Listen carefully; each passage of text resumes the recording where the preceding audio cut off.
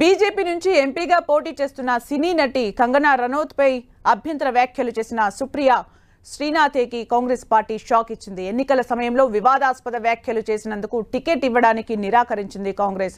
Supriya tweet అభ్యంతరకరంగా ఉందంటూ ఎన్నికల commission సైతం షోకాజ్ నోటీసులు జారీ చేసింది. ఈ నెల 29 సాయంత్రంలోగా నోటీసులకు సమాధానం చెప్పాలని ఆదేశించింది.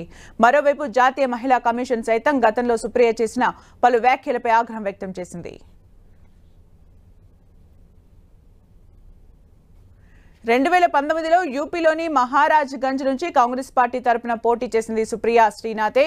బీజేపీ అభ్యర్థి పంకజ్ చౌదరి చేతిలో ఓటమి రుచి చూసింది. కాగా ఈసారి కూడా అదే మహారాజ్ గంజ్ స్థానం నుంచి పోటీ చేసి గెలవాలని పట్టుబట్టిన సుప్రియకు కాంగ్రెస్ అధిష్టానం ట్విస్ట్ ఇచ్చింది.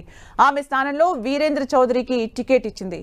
సుప్రియా వ్యాఖ్యల వల్లనే టికెట్ కోల్పోవాల్సి వచ్చిందంటున్నారు రాజకీయవేత్తలు. ప్రస్తుత ఎన్నికల్లో కంగనా రనౌత్ హిమాచల్ ప్రదేశ్ నుంచి బీజేపీ అభ్యర్థిగా పోటీ చేస్తున్నారు.